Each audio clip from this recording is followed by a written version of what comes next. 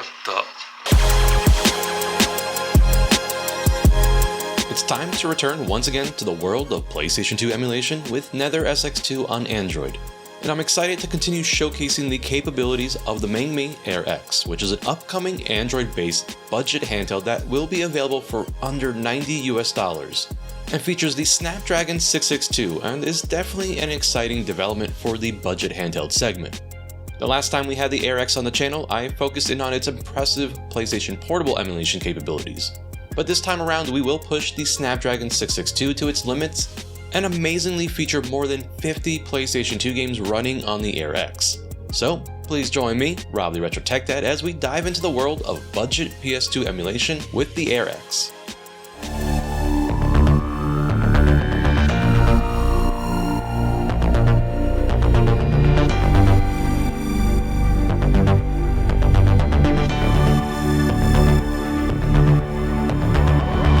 As always, before we begin, let's go ahead and download Nether SX2, which now comes complete with an APK directly from the source. Of course, feel free to skip around, I've always got things timestamped in the description.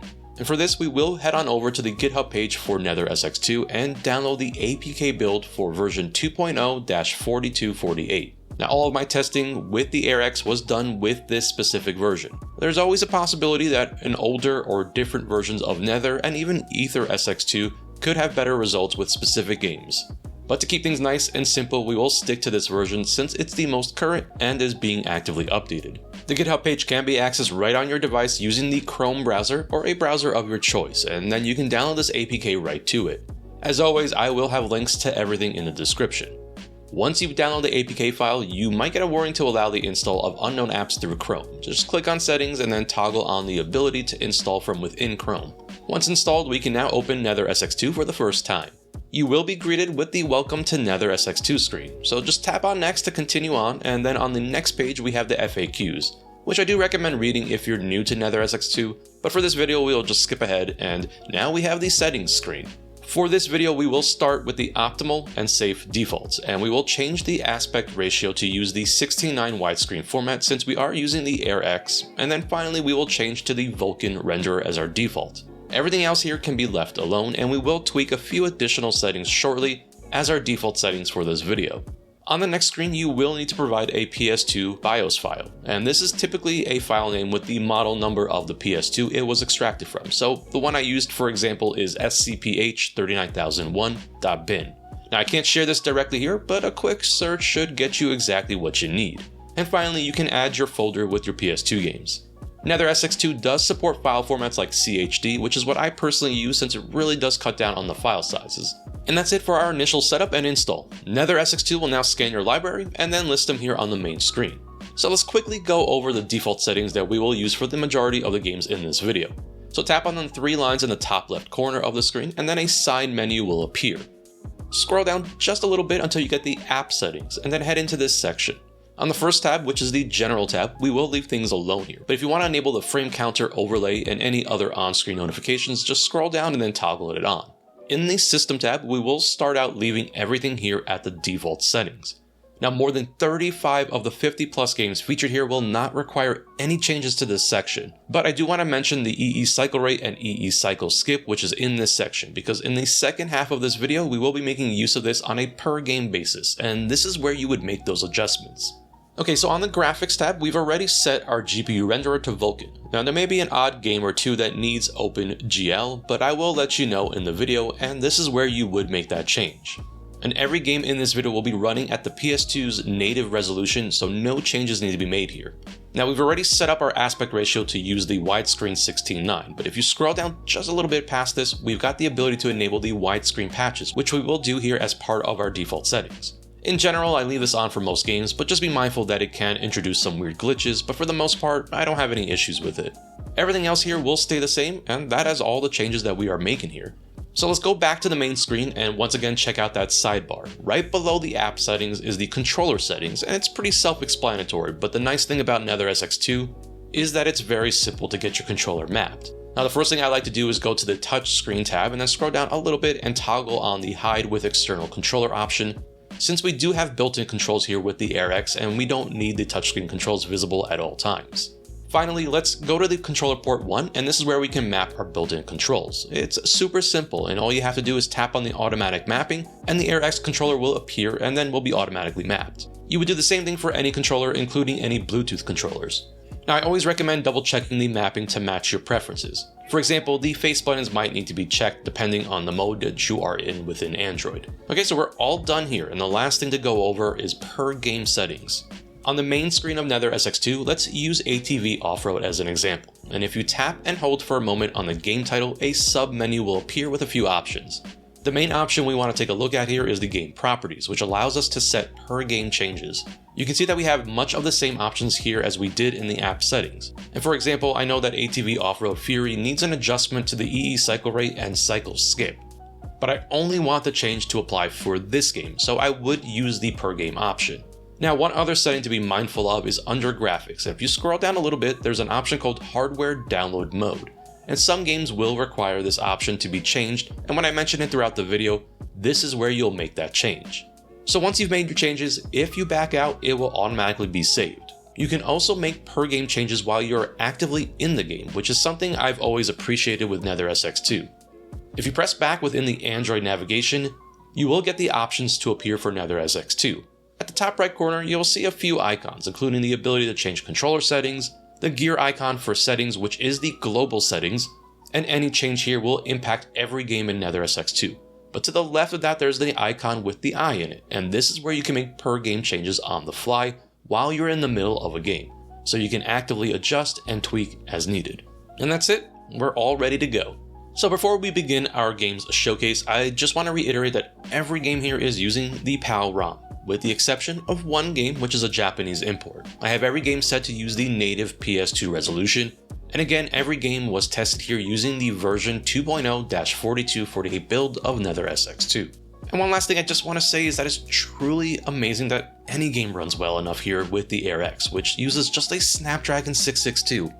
And since this is a handheld targeting the under $100 budget segment, it's very exciting to have as many games playable here, but PS2 should be considered a bonus platform, and not the sole reason to consider this device. Now, I've got more than 50 games here, and I will say that there are many more that worked well for me. It's important to keep your expectations in check. So games like God of War 2, for example, will not really be playable here even with heavy tweaks. The game's showcase will be split into two sections. The first section will contain roughly 35 or so games and will be games that require minimal tweaks or no tweaks at all to run well on the Air X. The second section are games that lean more into using tweaks, patches, or games that are just on the edge of what I would consider playable or acceptable in terms of performance. So let's kick things off with Alien Hominid, which actually began life as a Flash game on Newgrounds back in 2002. It was created by Tom Fulp and Dan Paladin, names you might recognize as the co-founders of the Behemoth, the same studio that later went on to release Castle Crashers and Battle Block Theater. Alien Hominid was definitely their breakout hit, proving that a small team could turn a Flash project into a full-blown console release. The PlayStation 2 version kept that same frantic run-and-gun style reminiscent of Metal Slug, but with the Behemoth's signature cartoonish humor and over-the-top difficulty. On the Air X, it runs very well at native resolution, with really the only issue being the video cutscenes that are sluggish but can be skipped easily. We've got one of Rust from Retro Game Core's favorites with Ape Escape 2, which was developed by Japan Studio, one of Sony's most treasured internal teams, responsible for hits like Ico, Shadow of the Colossus, and Gravity Rush. Of course, one of the standout features for Ape Escape goes back to the series' debut on the original PlayStation, which required the use of the DualShock controller. And you guessed it, not much has changed with its sequel, making its debut on the PlayStation 2. The game still features those cheeky monkeys across colorful worlds using an ever-expanding arsenal of gadgets. It's always a fun time to play through these games, and definitely one of the more charming franchises for PlayStation. With the Air X, the game stays at full speed at native resolution, but it does have a bit of frame rate drops when you're underwater in certain levels, but I think it's still very manageable. Archdalad Twilight of the Spirits is a tactical RPG developed by Cattlecole, and is actually the 6th entry in the Archdalad series, but the first to make its way over to the PlayStation 2, as well as being the first in 3D. Twilight of the Spirits was unique in that it told its story from two opposing perspectives, the human protagonist Dark and his half-Deimos brother, Karl. This dual narrative structure gave the game an edge that set it apart from other RPGs of the era. and we're only getting warmed up with the RPG style games since naturally the PlayStation 2 was stacked with them. But I wanted to feature one that's a bit different and maybe even forgotten nowadays. The good news is that this game does run quite well at native resolution and is well worth an addition to your PS2 RPG library. Let's get going with our first racing game for this showcase, Modellista, which was released by Capcom of all studios, and definitely one of the standout elements for this game was its use of cel-shaded graphics, which was certainly unusual for a racing game. The bold visuals made it instantly stand out from realistic racers like Gran Turismo, and even though critics at the time were split, it's definitely become a cult hit, and one that I love to load up from time to time. While it never became a big franchise, Modellista feels like a time capsule of early 2000s Capcom when they were experimenting across every genre. Surprisingly, on the Air X, the game runs smoothly at native resolution, and at the screen size, the cel-shaded art style looks fantastic, even without the upscaling. Now, this is one you might not have heard of, but if you're a very long-time viewer of the channel, it's one you might remember being featured in the very early days. City Crisis is a pretty unique and early game release for the PlayStation 2, and is a rescue-focused helicopter game where you fight fires, airlift civilians, and help police track down criminals. It's an example of the variety found within the PlayStation 2's large library, as well as a time where a lot of experimentation was still taking place outside of the more mainstream experiences we see today. City Crisis has always been a pretty solid performer with underpowered hardware, and so I wasn't too surprised that it performs well here at native resolution with the Air X. If you owned a PlayStation 2 back in the day, chances are you either loved or couldn't escape the Dynasty Warriors series. Dynasty Warriors 5 Extreme Legends was an expansion to the base game that added new modes, weapons, and scenarios. The sheer scale of these games made them both a technical showcase and, at times, a strain on the PlayStation 2's hardware. Personally, I love these kind of games, and they're just fun, mindless hack-and-slash action that makes you feel super powerful. On the Air X, Dynasty Warriors 5 Extreme Legends is quite playable at native resolution, which makes this an impressive showing considering the chaos that one might expect in a moose-out type game. Easily one of the most iconic games for the PlayStation 2, Final Fantasy X was the first Final Fantasy game to release on the PS2 and brought with it many series firsts, including full voice acting and fully 3D environments. It was definitely one of those games that defined the PS2 experience, and it's just absolutely wild to me that this game is running as well as it is on a handheld that costs less than $100. I don't think my high school self would believe it was possible, and yes, I am that old. There's a lot to love with Final Fantasy X, and of course, like so many Final Fantasy games, it has an amazing and unforgettable soundtrack. And who can forget that infamous laughing scene? It also introduced the Sphere Grid, a new leveling system that gave players a lot more freedom in character progression. Final Fantasy X runs very well at the PS2 native resolution, and honestly, this might be one of the few games where we can probably comfortably bump up the upscaling a little bit if you wanted to. I've got a few more unusual PlayStation 2 exclusives to feature here, and Firefighter FD18 is definitely a good example of really obscure gems that you can find on the platform. While most PlayStation 2 action games were focused on combat, this one puts you in the boots of a firefighter tackling life-threatening blazes. The game combined arcade-style action with rescue missions, giving you a fire hose as your weapon while navigating through smoke, explosions, and panicked survivors. Surprisingly, with the Air X, the fancy effects from the flames and smoke don't seem to be much of an issue for the Snapdragon 662, and this game runs quite well at native resolution. Now, if you've been around this channel for a while, you know that I love my shmups, and I do have a few lined up for this showcase, and so let's start it off with Gradius 5, which was not developed by Konami. Instead, Treasure, the same studio responsible for gems like Radiant Silvergun and Ikaruga, took over development duties for this game, and it resulted in a masterclass in side-scrolling shmup design. Gradius 5 pushed the PS2 hardware with flashy visual effects, massive bosses, and inventive stage designs, all while retaining the razor-sharp difficulty the series is known for. What really made this entry special was its options system, which gave players multiple formations for their support drones, adding a deep layer of strategy to how you approached each stage. Treasure actually collaborated with several ex-Konami developers who had worked on earliest Gradius titles, making this feel like both a revival and true evolution of the series. And for many, including myself, it's considered one of the finest shmups of all time, and best of all, it runs quite well here with the Air X using native resolution. Next up, we have a game that is easily a PS2 hidden treasure with GrimGrimoire, which was developed by Vanillaware, the studio famous for their gorgeous games like Odin Sphere, Muramasa, and Dragon's Crown. For whatever reason, GrimGrimoire is the lesser known of Vanillaware's titles, but it is essentially a real-time strategy game disguised as a fantasy storybook set in a magical academy, and of course features Vanillaware's signature art style.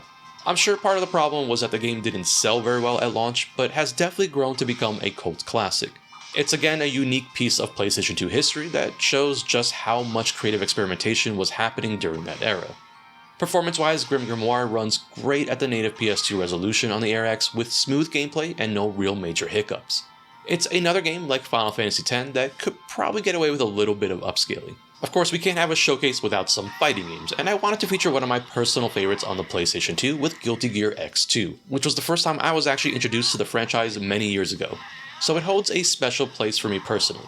Guilty Gear X2, developed by the fighting game masters at Arc System Works, to me is really the entry that cemented Guilty Gear into the hearts and minds of fighting game fans. I mean, what's not to like about Guilty Gear X2 with its awesome metal soundtrack, great characters, and gorgeous art style? It's no surprise that it was able to stand out at a time that 3D fighters were dominating the scene. With the Air X, Guilty Gear X2 runs as good as it did back in the day at the PlayStation 2's native resolution, and has no trouble keeping up with the fast-paced action that the game brings to the device. Naturally, when people think of Half-Life, they usually think of PC gaming, but back in 2001, Valve partnered with Gearbox Software to bring over the legendary game to the PlayStation 2. The cancelled Dreamcast port was used as the basis for the PlayStation 2 port, which added the exclusive Half-Life Decay mode to the game, which was a multiplayer-only expansion pack. Today, there are several ways to enjoy the original Half-Life on Android, but I thought it was worth including this interesting port of the beloved game, and since it comes complete with controller support and runs very well with the Air X, using the native resolution, I think its inclusion here is certainly worthwhile. Ninja is one of those mid-tier PlayStation 2 action platformers that definitely deserved more love, and was developed by Argonaut Games, the same studio that co-created the legendary Star Fox on Super Nintendo and pioneered the Super FX chip. Ninja was their attempt at creating a quirky 3D mascot platformer. You play as a wisecracking little ninja on a quest for revenge with a mix of sword combat, wall running, and acrobatic platforming. Now, despite flying under the radar when it launched in 2003, it's another game that has built a small cult following thanks to its surprisingly fun gameplay and humor. Sadly, this was one of the last games Argonaut made before the studio closed in 2004. This one was a pleasant surprise for me since the performance was better than I was expecting. And the Air X does manage to run this game at the native PlayStation 2 resolution, and it's one that comes highly recommended from me, especially for platformer fans. Few games embody the art of video games quite like Ico, which, as I mentioned earlier, was developed by Sony's Japan studio. Ico tells a simple yet emotional story where you play as a boy with horns, cast into an abandoned castle who befriends a mysterious girl named Yorda. Together, the two must escape by solving environmental puzzles, climbing ancient architecture, and avoiding shadowy monsters.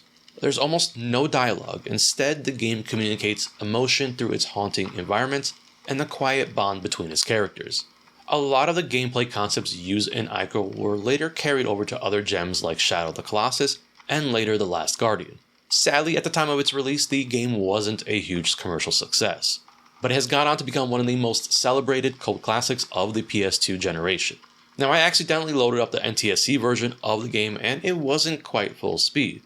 But no problem, since most of the showcase focuses on the PAL version of these games. And so I proceeded to try that out, and it does run mostly at full speed using the native resolution. It's a good example of a game where the PAL version gives us just enough of an advantage to enjoy the game at full speed. And now we hit one of the biggest crossovers in gaming history, Kingdom Hearts, which was developed by Square Enix in collaboration with Disney Interactive. Kingdom Hearts was born from a chance elevator ride between Square and Disney staff working in the same building in Japan. It started as a wild idea, and went on to become one of the most beloved action RPG franchises of all time. Directed by Tetsuya Nomura, the game introduced us to Sora, Donald, and Goofy as they ventured through Disney-inspired worlds while facing Final Fantasy villains and original creations like the Heartless. It was a bold mix of universes that could have gone horribly wrong, but instead it became a global phenomenon. I had very high hopes that Kingdom Hearts would run quite well with the Air X given what we saw with Final Fantasy X. And the good news is that this game does run very well in native resolution, with solid performance. Much like Final Fantasy X, it's kind of unreal to think that this game can be enjoyed on a dedicated handheld device as cheap as the Air X. It's truly a wonderful time to be a handheld gamer. Maximo Ghosts to Glory is a 3D reimagining of the Ghosts and Goblins series. You play as Maximo, a knight battling hordes of undead, demons, and all manner of supernatural enemies in a mix of hack and slash combat and platforming. It definitely retained the Ghosts and Goblins DNA, bringing over the same punishing difficulty and even the cheeky armor strip mechanic. Maximo is typically a lighter game to emulate, but that doesn't mean it's any less great, and still has great visuals and gameplay. The video cutscenes aren't quite full speed, but it doesn't impact gameplay and can be easily skipped. But once in-game, it does run well at native resolution. Mercenaries Playground of Destruction was developed by Pandemic Studios, the same team that gave us Star Wars Battlefront and Destroy All Humans. Released more than 2 decades ago back in 2005, this game was very much ahead of its time with its open world chaos. You could accept contracts, blow up anything in sight, and call in airstrikes whenever you felt like it. It's basically Just Cause before Just Cause.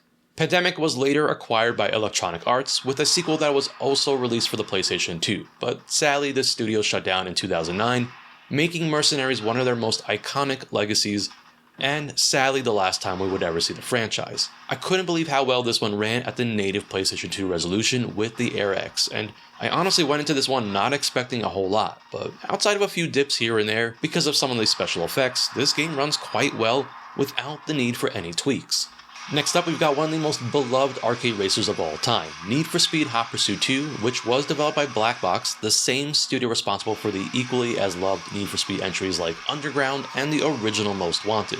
I definitely miss the old days when Need for Speed was developed by Black Box. Anyways, I've covered this racing game many times in the past as it's a personal favorite on the platform. The PS2 version is definitely the one to go for despite it being released on multiple platforms since it was actually developed separately, and it ends up being the best version of Hot Pursuit 2.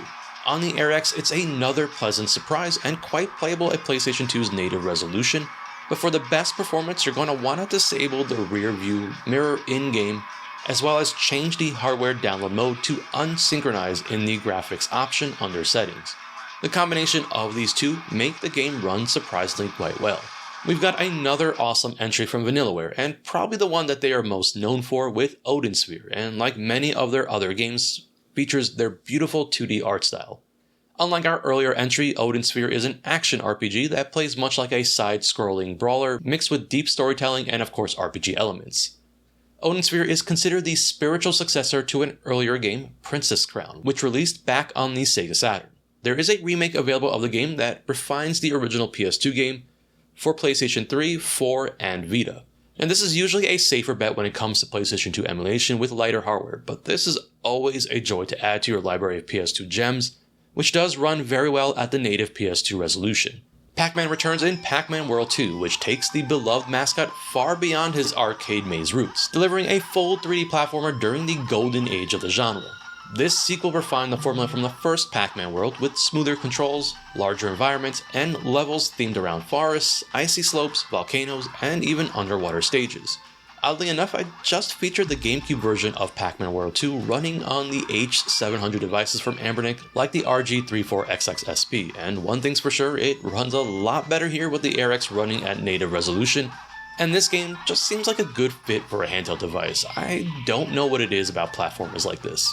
Prince of Persia: The Sands of Time makes a return to the channel, and unsurprisingly, since it is a personal favorite of mine. The Sands of Time reimagined the classic franchise for a new era with guidance from series creator Jordan Mechner. It introduced a groundbreaking rewind mechanic using the magical dagger of time. This allowed players to reverse mistakes mid-jump or in combat, and it definitely felt revolutionary back then, and I vividly remember playing the demo for this before its release and just being blown away. The game combined fluid parkour movement, puzzle solving, and cinematic storytelling in a package that to this day still resonates with me.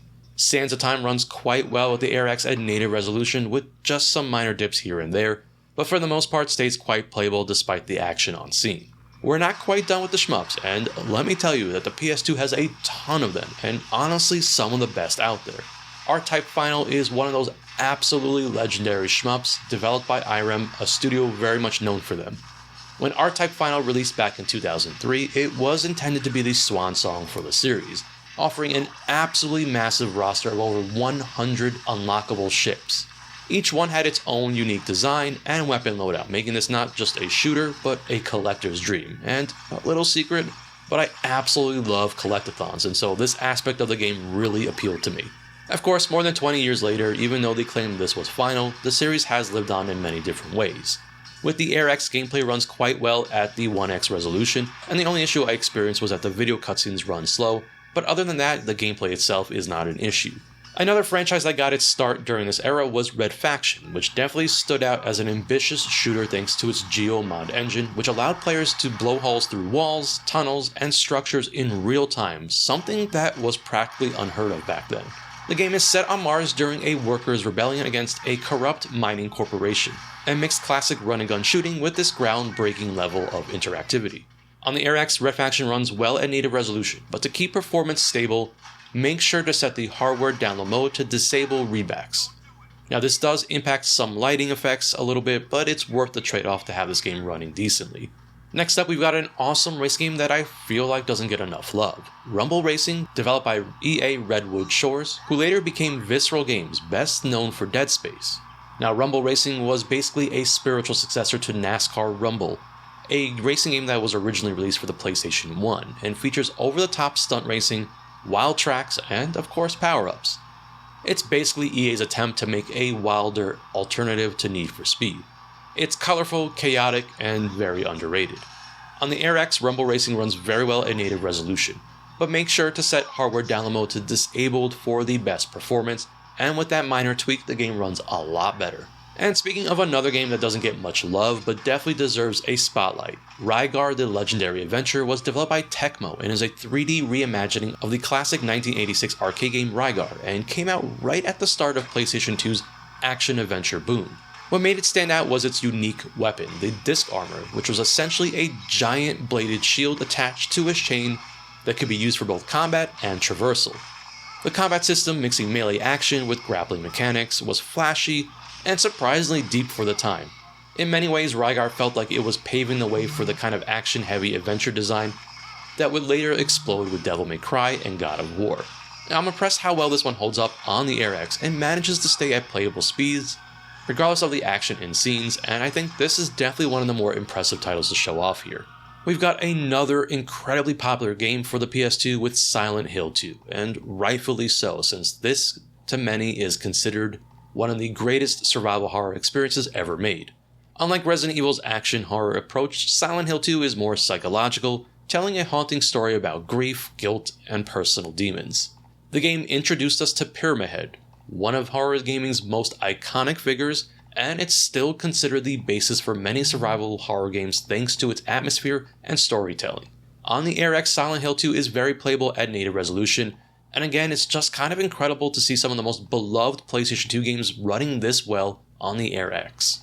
Now going in the complete opposite direction, here's a hidden gem, Sky Odyssey, which was a PlayStation 2 launch title, and is a fascinating flight adventure game where you pilot planes across different environments, from canyons to thunderstorms, with missions focused more on exploration with a full adventure mode.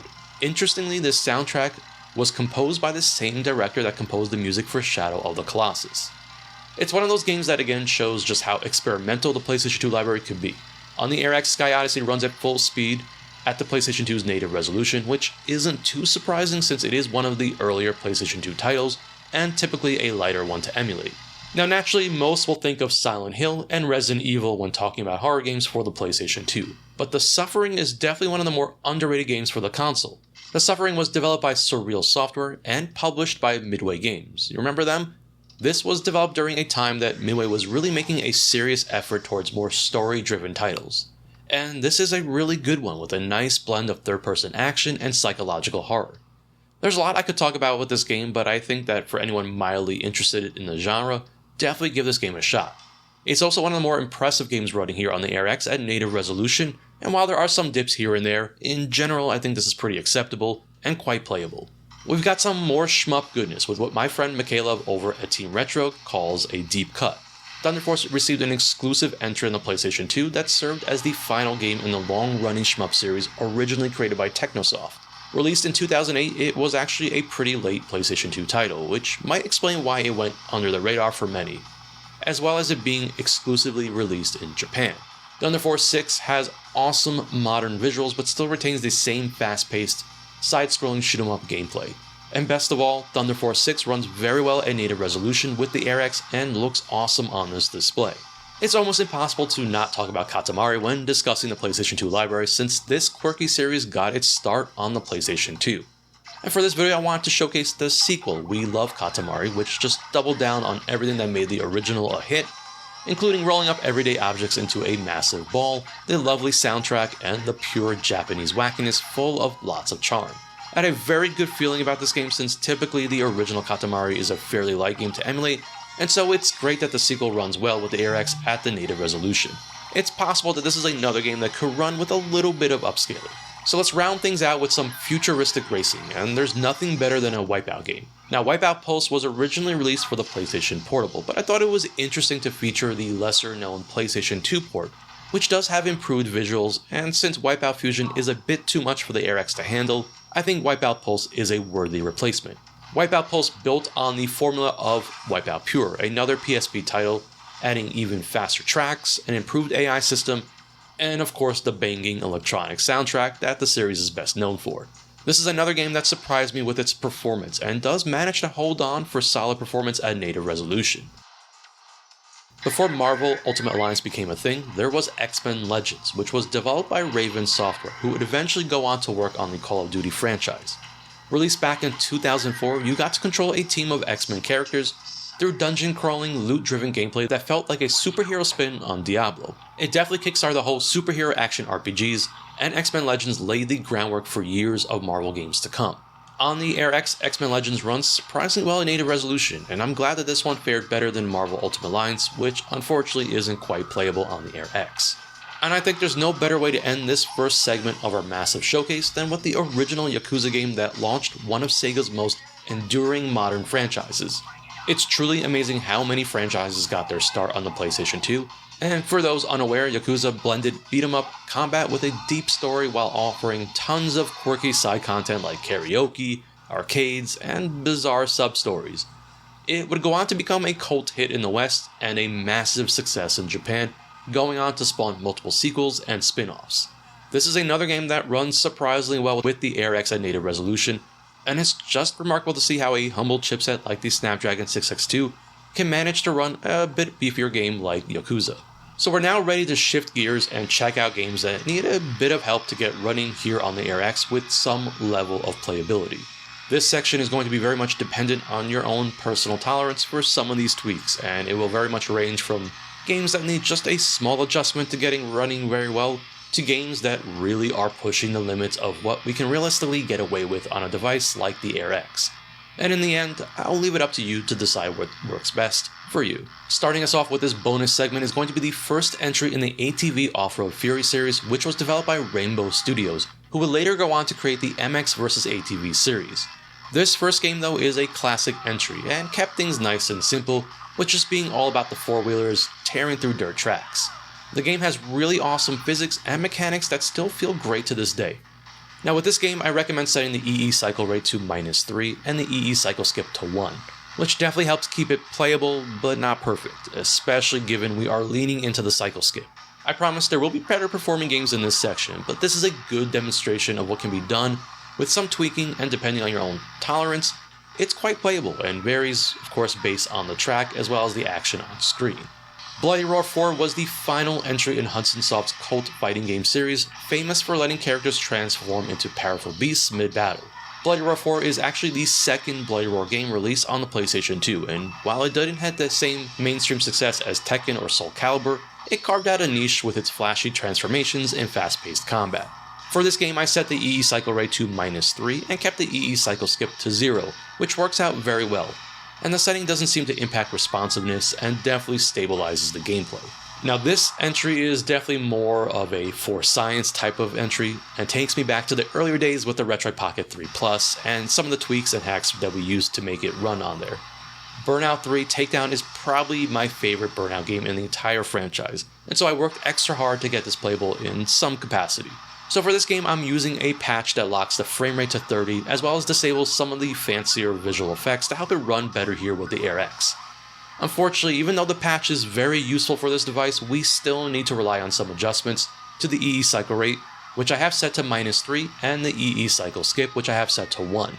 With these settings, performance is still track dependent, with some running smoother than others. The car select screen remains sluggish, but once you're racing, gameplay is surprisingly manageable. But really, this is definitely pushing the limits of what's possible, and really I'll leave it up to you if this is something that you want to tackle. I will have a link to the patch that I used in my description in case you want to try this out yourself, and it's still pretty cool to see nonetheless. Now, for a game that fares much better than Burnout 3 is Contra Shattered Soldier, which brought Konami's legendary run-and-gun series onto the PlayStation 2 with its classic side-scrolling action. Known for its brutal difficulty and heavy metal soundtrack, this entry leaned into boss rush design, throwing massive screen-filling enemies at players one after another. This game doesn't need a whole lot of help in the tweaks department, and we actually only need to adjust the EE cycle rate to -1, and with that small underclock, the game runs quite stable at native resolution. This is a good example of a game that needed just a little bit of an adjustment, but it's well worth it given Contra is an awesome game for the PlayStation 2. Crash Twinsanity takes Crash in a new direction, dropping the linear levels and instead opted for a semi-open world with Crash teaming up with his longtime nemesis, Dr. Neo Cortex, which naturally resulted in some pretty funny moments. The game has some rough edges because of its production time constraints, but it's actually a fairly cool game, and a fun entry in the Crash Bandicoot franchise. So this is another game like Burnout 3 that will need a bit more help to get running at a somewhat playable point, with the EE cycle rate set to a -3, and we will need to make use of that EE cycle skip, which should be set to 1. And again, it's another example of a game that we are really pushing the boundaries of what I'd say is realistically playable here with the Air X. It's almost impossible to not think of the original Devil May Cry, which also got its start on the PlayStation 2, and it was actually never meant to exist in the first place, which began life as a prototype for Resident Evil 4 until becoming its own thing. And that's a good thing because it's another franchise I very much associate with the PlayStation 2 and really established the whole idea of the stylish action genre that would inspire many other games after it. I've always had very good success with Devil May Cry with less powerful hardware, but on the Air X we do need a bit of help to get it running, as you see here, which still suffers from some occasional dips. For this game I recommend setting the EE cycle rate to -3 and leaving the EE cycle skip alone at 0. Jak and Daxter: The Precursor Legacy was Naughty Dog's first big PlayStation 2 project after wrapping up Crash Bandicoot on the original PlayStation. It pushed the hardware hard, with a seamless open world, which essentially had no loading screens between areas and definitely was groundbreaking at the time. The game was rightfully highly anticipated and wrapped up an already incredible year in gaming. Unsurprisingly, this game also needs a bit of adjustments to get it running, as you see here, and again, it's not a perfect experience by any means, but with the tweaks, it's manageable if this is something you're curious to check out. For Jak and Daxter, I recommend adjusting this EE cycle rate to -3, and then adjusting the EE cycle skip to 1. I found that OpenGL gives us a slight advantage with this one, so I recommend switching the backend to that one. Finally, this game does have some graphical glitches, but it's nothing game-breaking. And speaking of some more awesome games that released in 2001, Klonoa 2 was the sequel to the original PlayStation game that brought over the unique 2.5D style graphics, but with the power of the PlayStation 2, we were treated to one of the most beautiful platformers on the console. Sadly, it was quite overlooked at the time of release, probably having to do with how big of a year in gaming 2001 was, but thankfully it has not gone forgotten and more recently received a remaster for the modern day consoles. With the Air X, Klonoa 2 needs just a little bit of help to get it over the hump and reach a better status of playability here. I decided to go with an EE cycle rate of -1 and then an EE cycle skip of 1, and so it's not a heavy adjustment, but I think it's just enough of an edge to get it running with some dips here and there, but definitely one of the better playing games part of this bonus section. The Micro Machines series have always been about chaotic top-down racing with toy-sized cars zipping across oversized everyday environments like kitchen tables, pool tables, workbenches, you name it. Micro Machines V4 was the last big console entry in the franchise until Codemasters remembered about it and released World Series almost a decade later, which would be the last in the franchise. Now, I loved the Micro Machine toys back in the day, and I was actually really happy that my daughter was able to experience the joy of these toys when it was brought back in 2020. Now, this is a game that will require the EE cycle rate set to -3 and an EE cycle skip to 1, but surprisingly with this change, the game is very playable and feels quite smooth to me. I went through a few cups and was just having a good time playing through this one, and I think this is another solid entry in this bonus segment. Mortal Kombat Armageddon was Midway's big finale for the PlayStation 2 era, packing in every fighter from the series up to that point with over 60 characters and of course the creative fighter mode, as well as the story-based conquest mode from Deception. While it didn't push the series forward as much as Deadly Alliance or Deception, it was essentially a massive send-off before Mortal Kombat rebooted for the 7th generation of consoles. Now, I almost included Mortal Kombat Armageddon on the main list, but decided just to move it into this bonus section, but really it could go either way, and this one just needs the EE cycle rate set to -1, and the EE cycle skip can be left at default, and with this small change it gives the game a little bit extra, but again I found it quite playable without this change as well. And speaking of another game that only needs a small adjustment, Midnight Club 2 was Rockstar's follow-up to the original Street Racer, expanding the action across open-world cities like Los Angeles, Paris, and Tokyo. It stood out for its high-speed, checkpoint-based racing, freedom to carve your own path through traffic-filled streets, and the aggressive AI.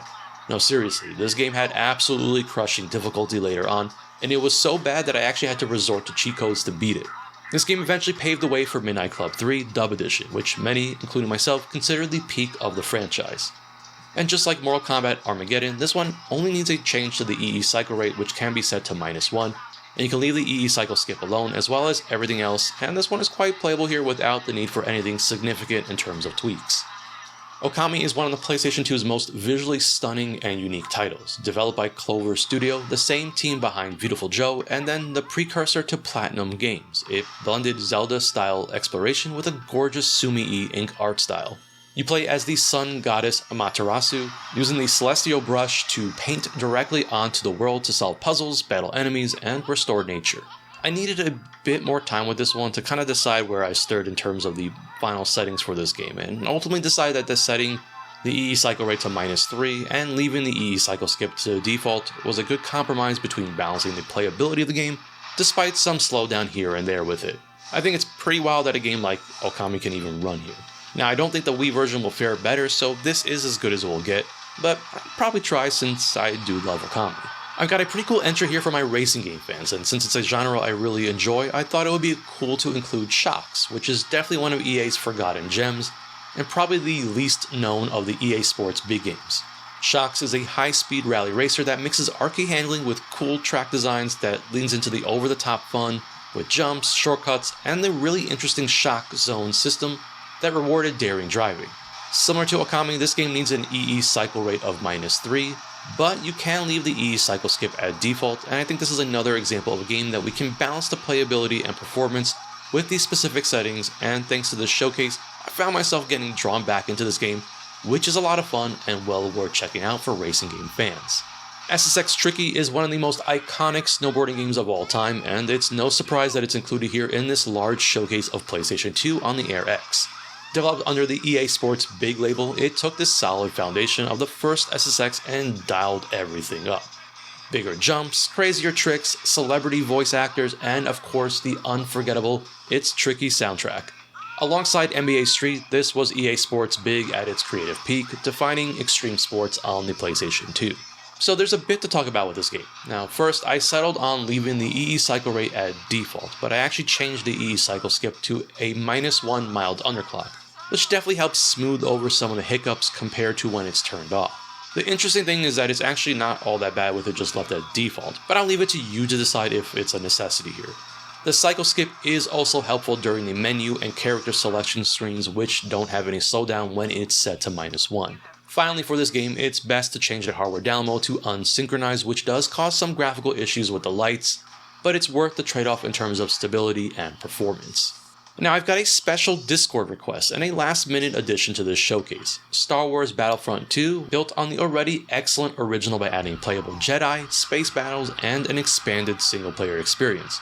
Developed by Pandemic Studios, the same team behind Mercenaries, which is a game we talked about earlier in this showcase, became a fan favorite and is still considered one of the best Star Wars games ever made. The large-scale battles, multiple classes, and vehicles really captured the fantasy of being in the middle of a galactic war like nothing else at the time.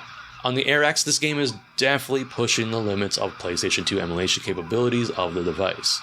For this game and footage, I have it set to use an EE cycle rate of -3 and a cycle skip of 1. With this, performance can stabilize enough at times, but the reality is that this game is just a bit too demanding for the Air X, and I wouldn't go beyond the amount of tweaking here since the game just starts to feel really off. Unfortunately, I consider this one of the worst performing in the entire showcase since the performance is too variable because of the different planets and situations. There's no way we can talk about PlayStation 2 emulation and not have at least some Tekken game featured. Now, Tekken 4 was a bold step for Namco's flagship fighter. It introduced interactive arenas with walls and uneven terrain, changing how fights played out compared to the open flat stages of the earlier Tekken games. While divided fans, some loved the more grounded feel, others preferred the faster pace of Tekken 3, but it was a turning point that set the stage for Tekken 5 and beyond.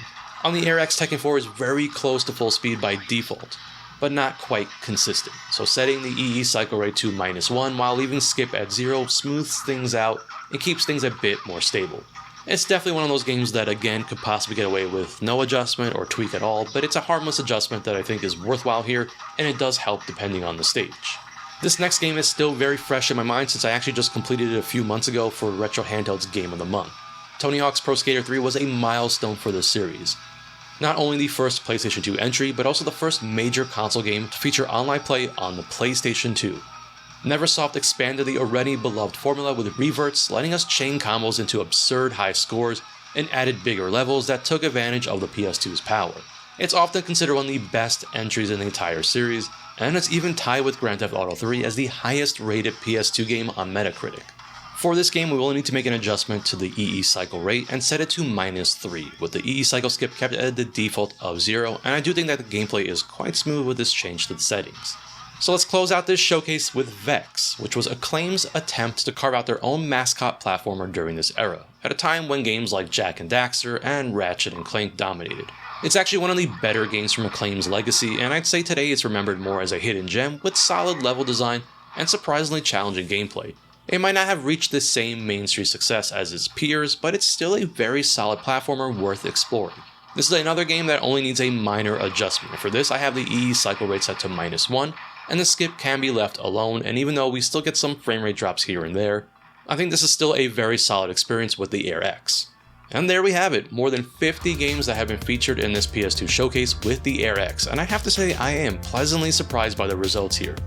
Honestly, it still blows my mind that we can get this level of PS2 performance on a dedicated handheld that's coming in at under $90, with many games running at PlayStation 2's native resolution without any tweaks needed. We are definitely entering a very exciting time in the budget space. Were you surprised by the performance of PlayStation 2 emulation with the Air X and the Snapdragon 662? And will you be trying out some PlayStation 2 emulation with your Air X? Until the next video, as always, I am the Retro Tech Dad, and thank you so much for watching.